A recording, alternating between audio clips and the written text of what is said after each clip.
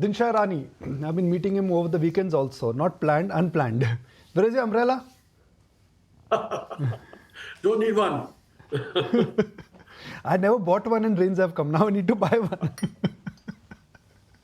How was the movie? I'm assuming it was Mission Impossible you went for, right? I'm not a Bollywood kind of guy. I came for a Hollywood movie. Sorry, I'm not a Hollywood kind of guy. I came for a Bollywood movie. So, Pune Highway, Oh, done by okay. a friend. So I had to go You to know, I watch. wanted It to was send you a good. message when I saw you entering into the movie line that what happens to Tom Cruise in the end. Glad I did not do it. Waste of time. So what's happening to markets, my friend? I mean, the market suddenly is lacking any trigger. All the good news is out in the open. The bad news has suddenly drifted away. Even the concerns around monsoon and rain, that also has been addressed 2 weeks ahead of the suspense. Yeah, actually, Nikunj, very interesting the fact that everything positive has come out. The negatives are also there to overweigh those. I mean, the tariff wars are out of the way, hopefully. I mean, let's see how it pans out on 9th of July when the final results come out from US. But looking at the results season, our results season per se, doesn't look that exciting, actually. I mean, fundamentally, if anything, we've just deteriorated over the December quarter. Still, downgrades are happening. The upgrade to downgrade cycle is definitely in favor of downgrades. The earnings for the index are getting cut. Valuations today, I mean, as we stand today, are probably touching the kinds that you saw in September of 24, right? So we are somewhere close to that peak valuation that we've been, and unfortunately, there's no earnings growth to support those valuations. I know it's always a bad idea looking at the rearview and driving a car, but even if we look ahead, this year itself, I mean, I don't think anybody is projecting a low double-digit kind of growth for earnings in the index. You're talking about a high single-digit kind of growth, and that also is looking at an optimistic number, given the way we've entered this quarter, because I mean the June quarter, because the earnings transcript or the calls that you hear from the management, and bulk of them are done. They're not sounding it looks a very dull quarter as such. And mind you, September last year was the quarter when you saw negative earnings growth. So maybe you'll see some kind of uptick from the September quarter and definitely not the June quarter. The only bright lining that we see, I mean, in these skies, dark skies today, and actually they are dark skies right now, is probably the interest rate scenario. Given what US is going through, I think India has got a free run to cut down on interest rates. Trump is definitely looking at devaluing his own currency, so India doesn't have to have a problem on the INR front. Yeah, so they can be aggressive in cutting interest rates where the inflation is very much in check with monsoons in play. I think the rural inflation also will be the one which will be coming off quite sharply. So I think RBI has a free run, and that's the only silver lining. But otherwise, fundamentally, things don't look that exciting today. All right. Hi, Dinshaw. Good morning. This is Shrishti also joining in. Things don't look that exciting, but I'm sure some themes must be looking exciting to you because the last time you connected with us, you highlighted that financials and power as a space are looking good to you. Give us the latest sense on these and any other theme that you're picking up at this point in time.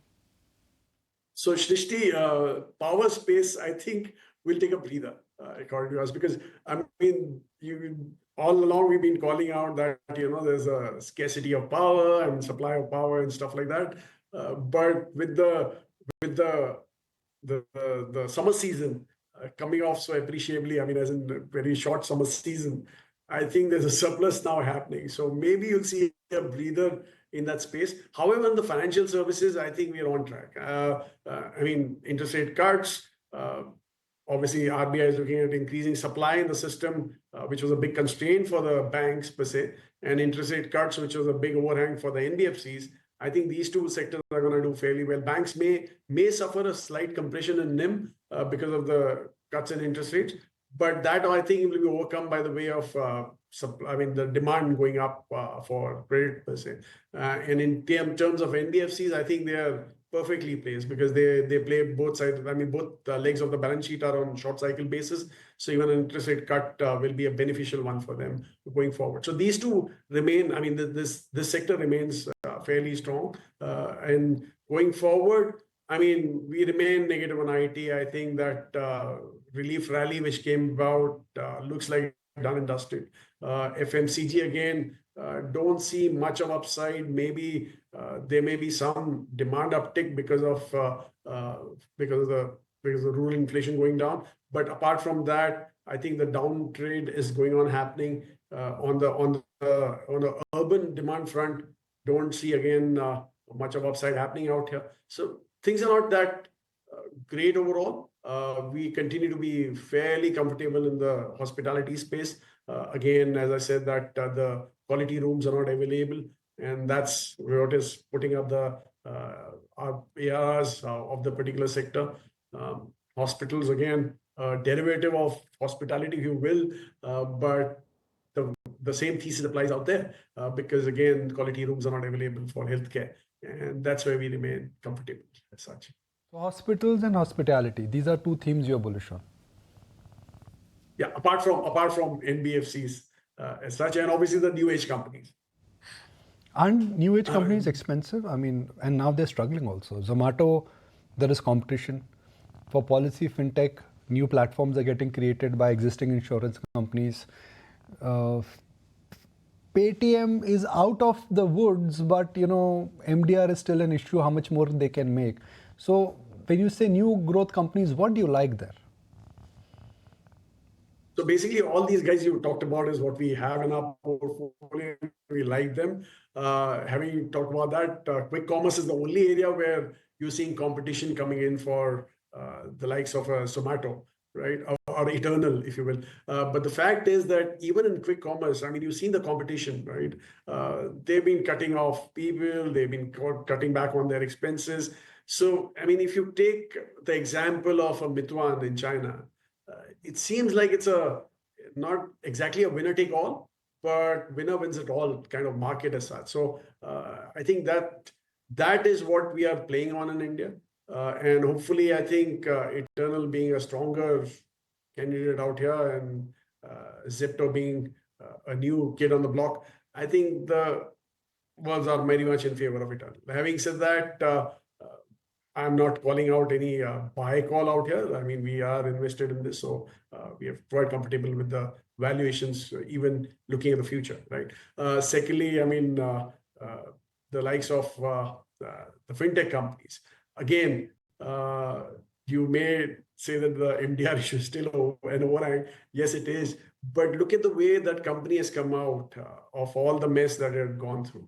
Right. I mean, if anything, I think the comfort that we take away is that there's a strong management in place, and obviously, fintech is the way forward per se, because these are the guys who are gonna be the future in the country, and you've seen that across the globe per se. So that's why we're comfortable with these kind of names. So apart from that, we have names in auto space, which are platform companies. We have names in pharma, which are platform companies. So it's not only these three that you mentioned; we got quite a few others also. Dinshaw, give us your take and latest take rather on autos, because you have been bearish on the sector overall for quite some time now. But some experts are highlighting that maybe it's time to look at the two-wheelers. Do you agree with that view? And overall, how do you see the demand trend shaping up? Any pocket that is looking attractive? So actually, we are. I mean, we've been forever fairly negative on auto space. Two-wheeler, in fact, we turned very negative very early in life because we saw the EV really cannibalizing the demand, rather the growth in demand in the two-wheeler space. But I think that space is now stabilized. And the stocks that we are in, we were only one two-wheeler stock, which is into your entry-level two-wheelers. Plus, he's got a massive portfolio for exports as such. So that is where the comfort level lies. And it's no secret, actually, it's Bajaj Auto, because we already disclosed this in our portfolio per se. And that is what we're comfortable with, because I think the tariff wars will finally start targeting the high-end, the premium bikes and stuff like that. if at all it comes through per se. So that's why we are away from the high-end bike manufacturers, and that's where we are. So Bajaj has in the PV KTM. space, Bajaj PV has space we continue. KTM, Bajaj has EV, Bajaj has three-wheelers. I mean, they are a very different kind of a mix. So I'm just trying to understand that you like Bajaj Auto because the stock is down, or they're gaining market share, or you like their exports, or you like their EV. What is the No, story in Bajaj Auto? Okay, so basically everything. I mean, KTM is obviously one thing that they were supposed to acquire. Literally, I think. I mean, they didn't have a choice there. But that's a minuscule part of their overall turnover. I think the bigger kicker here is the fact that EVs they've done fairly well. Secondly, they have entry-level two-wheelers, which only one other competition is there, and that also not that big. It is big, but not that. It's gaining market share, Bajaj Auto, if anything. And obviously, the way the SOPs were given out in the budget, I think that's what triggered our view on Bajaj Auto. And obviously, it's not 100% domestic. It's 50-50 literally, right? So 50 exports. And there again, Africa is doing fairly well for them. So I think that market has done fairly well. So there's an insulation happening. If India doesn't do well, the other parts will do well. So that's what's making us go towards the likes of a Bajaj Auto. All right, Dinshaw, but other than that, Dinshaw, what's been your biggest key takeaway from the earnings season? Give us some sense that which sectors are looking great as a long-term story and which sectors are looking exciting to you and you would like to track more on the earnings front. So, okay, definitely, I think I told you about our preferences. One area where we've been, I won't say underweight, we've remained there is defense.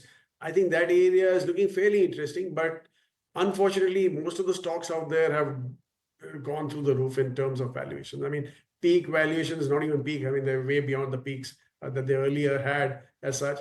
And that is one area that we've been tracking fairly closely. And frankly, I mean, that all comes because the way the prowess that we showed in this limited war with Pakistan, I think that technological prowess, which is homegrown, is what really made us sit up and be aware. We've always been calling out that India can be a sourcing base for defense. I mean, globally, the defense spends are moving up, right? I mean, with Trump coming in, obviously, the EU also has to start spending much more on defense per se. So, and the only supplier can be a very friendly nation who doesn't show aggression. And I think that's where we came from on defense. But having said that, I mean, as I said, the valuations have gone through the roof. So that's one area that we've been tracking fairly closely. And I think if there's some semblance coming out, and frankly, our call on the market also is a time correction. We don't see a price correction happening.